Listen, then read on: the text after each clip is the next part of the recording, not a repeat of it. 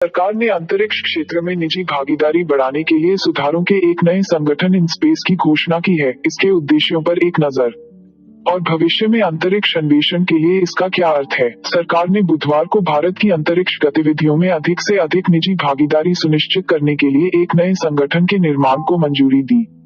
एक निर्णय जिसे इसे ऐतिहासिक के रूप में वर्णित किया गया और जिसे भारतीय अंतरिक्ष अनुसंधान संगठन इसरो के अध्यक्ष के सिवन ने एक महत्वपूर्ण सेट का हिस्सा बताया। अंतरिक्ष क्षेत्र को खोलने और अंतरिक्ष आधारित अनुप्रयोगों और सेवाओं को और अधिक व्यापक रूप से सभी के लिए सुलभ बनाने के लिए सुधार नए भारतीय राष्ट्रीय अंतरिक्ष संवर्धन और प्राधिकरण केंद्र से जो 6 महीने के भीतर कार्यात्मक होने की उम्मीद है, शैक्षिकी और अनुसंधान संस्थानों सहित निजी खिलाड़ियों की जरूरतों और मांगों का आकलन करेगा और इन आवश्यकताओं को समायोजित करने के तरीकों का पता लगाएगा। इसरो के साथ परामर्श मौजूदा इसरो अवसंरचना दोनों जमीन और अंतरिक्ष आधारित वैज्ञानिक और तकनीकी संसाधनों और यहां तक डेटा को इच्छुक पार्टियों के लिए सुलभ बनाने की योजना है ताकि वे अपने अंतरिक्ष से संबंधित गतिविधियों को करने में सक्षम हो सके। ऐसा नहीं है कि भारत के अंतरिक्ष क्षेत्र में कोई निजी उद्योग शामिल नहीं है। वास्तव में रॉकेट और उपग्रहों के निर्माण और निर्माण का एक बड़ा हिस्सा अब निजी क्षेत्र में होता है। अनुसंधान संस्थानों की भी भागीदारी बढ़ रही है, लेकिन जैसा कि सिवन ने गुरुवार को इस अखबार को बताया,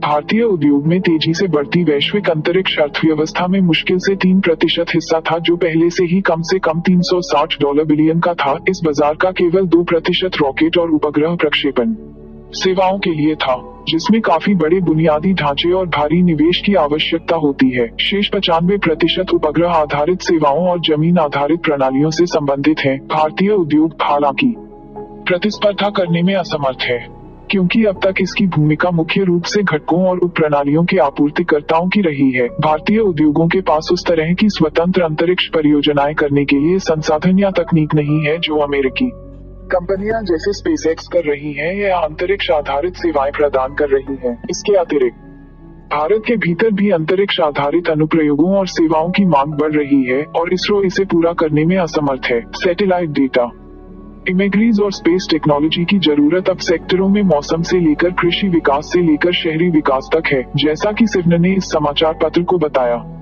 इसरो को उठने वाली सभी मांगों को पूरा करने के लिए मौजूदा स्तर का 10 गुना विस्तार करना होगा। उसी समय कई भारतीय कंपनियां इन अवसरों का उपयोग करने के लिए इंतजार कर रही थी। सिवन ने कहा कि कुछ कंपनियां थीं जो अपने लॉन्च वाहनों को विकसित करने की प्रक्रिया में थी। इसरो के PSLV जैसे रॉकेट जो उपग्रहों और अन्य पेलोड को अंतरिक्ष में ले जाते हैं और इसरो उन्हें ऐसा करने में मदद करना चाहेगा। अभी भारत से सभी लॉन्च इसरो रॉकेट PSLV और GSLV के विभिन्न संस्करणों पर होते हैं। सिवन ने कहा कि इसरो निजी खिलाड़ियों को अपनी सभी सुविधाएं प्रदान करने के लिए तैयार था, जिनकी परियोजनाओं को आई ने मंजूरी दे दी थी। उन्होंने कहा कि अगर वे चाहते तो निजी कंपनियां श्रीहरिकोटा लॉन्च स्टेशन के भीतर अपना लॉन्च पैड भी बना सकती थीं और इसरो इसके लिए जरूरी जमीन मुहैया कराएगा से एक सूत्रधार माना जाता है और एक नियामक भी। यह इसरो और निजी पार्टियों के बीच एक इंटरफेस के रूप में कार्य करेगा और यह आकलन करेगा कि भारत के अंतरिक्ष संसाधनों का उपयोग कैसे किया जाए और अंतरिक्ष आधारित गतिविधियों को बढ़ाया जाए।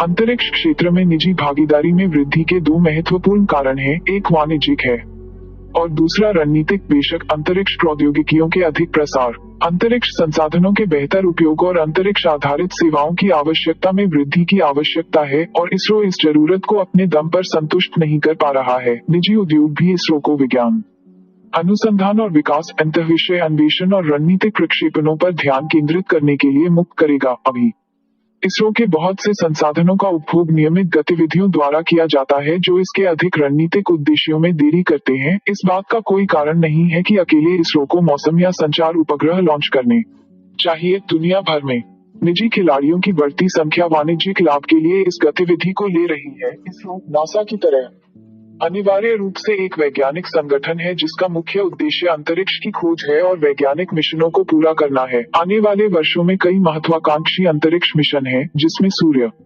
चंद्रमा पर एक मिशन, एक मानव अंतरिक्ष यान और फिर संभवतः चंद्रमा पर एक मानव लैंडिंग का मिशन शामिल है। और ऐसा नहीं है कि निजी खिलाड़ी इसरो को वाणिज्यिक लॉन्च के माध्यम से मिलने वाले राजस्व को हटा देंगे। जैसा कि सिवन ने कहा, अंतरिक्ष आधारित अर्थव्यवस्था अगले कुछ वर्षों में, यहाँ तक भारत में भी, विस्फोट होने की उम्मीद है और सभी के लिए पर्याप्त से अधिक होगा। इसके अलावा इसरो निजी खिलाड़ियों को अपनी सुविधाएं और डेटा उपलब्ध कराकर कुछ पैसे कमा सकता है। इनस्पेस पिछले 2 वर्षों में सरकार द्वारा बनाया गया दूसरा अंतरिक्ष संगठन है। 2019 के बजट में सरकार ने सार्वजनिक क्षेत्र की company new space India limited (NSIL) की स्थापना की घोषणा की थी, जो इसरो की मार्केटिंग शाखा के रूप में काम करेगी। इसका मुख्य उद्देश्य इसरो द्वारा विकसित प्रौद्योगिकियों का विपणन करना है और इसे अधिक ग्राहक लाना है, जिन्हें अंतरिक्ष आधारित सेवाओं की आवश्यकता है। यह भूमिका सहयोग से पहले से ही अंतरिक्ष विभाग के तहत काम करने वाले एक अन्य PSU एंट्रिक्स कॉर्पोरेशन द्वारा निभाई जा रही थी,